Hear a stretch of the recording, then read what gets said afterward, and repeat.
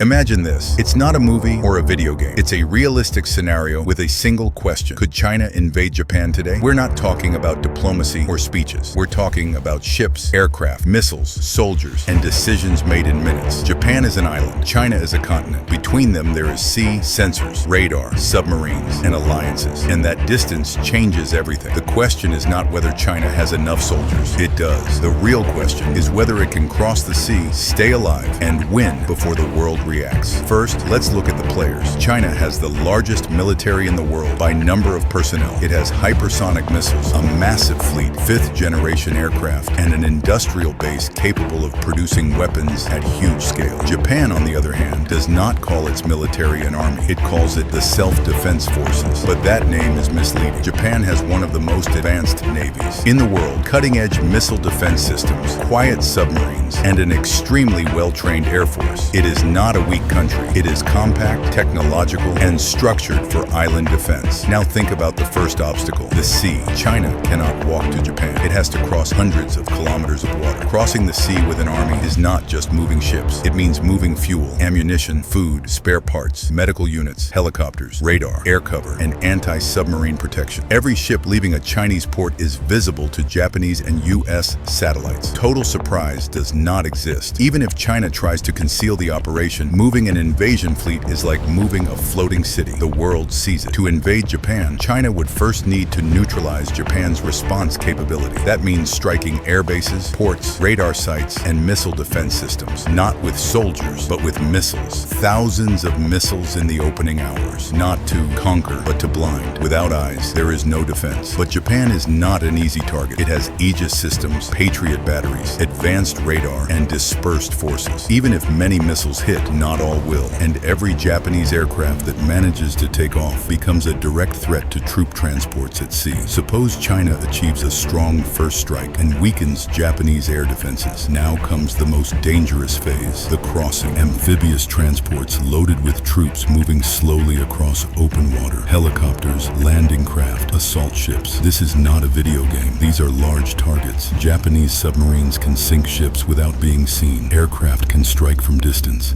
Anti-ship missiles can destroy a transport carrying thousands of troops. Every lost ship is not just metal. It is lives, logistics, and morale. Now think about Japan as terrain. It is not flat beachland.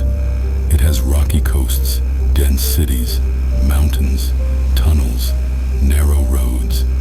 Even if China manages to land troops, it has not won anything yet. It has to advance. Advancing in Japan means fighting in modern urban environments full of buildings, subways, and civilians. Japan can defend neighborhood by neighborhood like a fortress. It does not need to win at sea. It only needs China to bleed momentum. But the key factor is not only Japan, it is the United States. Japan is not alone. It has a mutual defense treaty with the U.S. That means an invasion of Japan is very likely a war with the United States. That changes everything. China would not be facing only Japan, but the most powerful navy in the world, with carrier groups, nuclear submarines, and global air power. The invasion would stop being regional. It would become global. Now consider the political logic. China does not need to conquer Japan to gain something. Japan is rich, technologically advanced, and highly nationalistic. Conquering it would mean occupying millions of hostile civilians. This is not a small island. Objective. Japan is a long archipelago with over 100 million people. Even if China takes a city, it must hold it. Holding it means feeding troops, controlling civilians, and preventing constant sabotage. There is also the economic factor. A direct invasion would break global balance. Trade routes would close. China's economy would face massive sanctions. Japan is one of the world's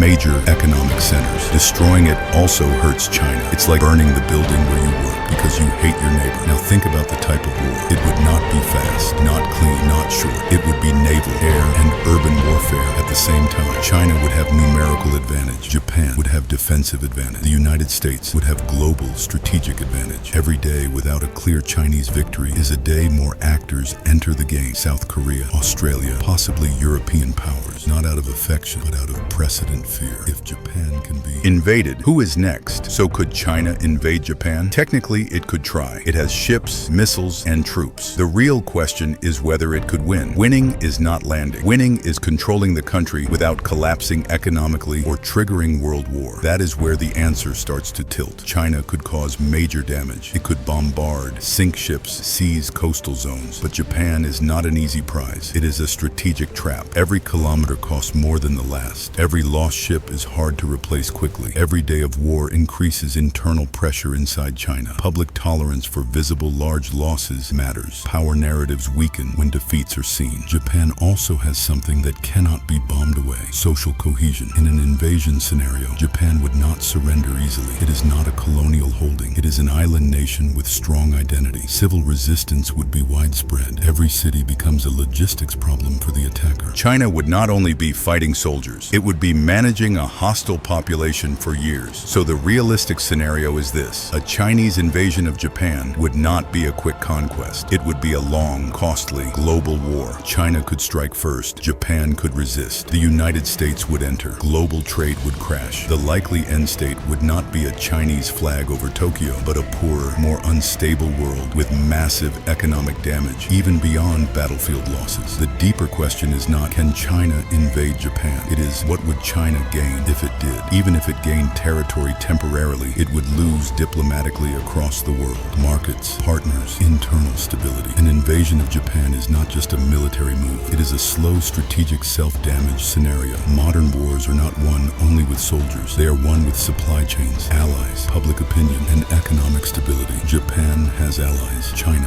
has industry. But the sea remains a natural wall that turns every advance into high risk. Now let's enter the realistic first-day scenario. If China decides to invade Japan, it does not begin with soldiers. It begins with missiles. The goal is not conquest. It is blindness. Radar sites, air bases, ports, command centers are targeted. Japan responds immediately. Aircraft launch from secondary runways. Submarines are already at sea. Aegis ships begin intercepting missiles. It is not a clean strike. It is an exchange. And from minute one, Washington is alerted. The United States does not need to announce first. Its bases in Okinawa and Guam go to maximum alert. Carrier groups change course. Nuclear submarines move into key routes. The war becomes China versus the Pacific Alliance system. South Korea raises readiness. Australia activates naval forces, not out of loyalty, but out of strategic fear. China attempts the crossing. Amphibious transports sail under escort. Helicopters fly low. Drones saturate airspace. The challenge is not reaching Japan. It is surviving the route. Japanese submarines hit the first transports. Anti-ship missiles strike escorts. Losses are visible. Footage spreads. The image of invulnerability weakens. Suppose China secures a landing on a peripheral island or coastal sector. Now comes the hardest part: sustainment. Invasion requires continuous supply flow. Fuel, food, ammunition, parts, all by sea. And the sea is contested. Every supply ship is a target. Japan does not need to own the sea. It only needs to make it dangerous. On land, Chinese forces face a defender prepared for island warfare. Bunkers, tunnels, mobile artillery, sensors. This is not symbolic flag warfare. It is attrition in urban and mountainous terrain. Cities become mazes. Bridges are destroyed. Roads blocked. 10 kilometers can cost weeks. The nuclear factor exists in the background.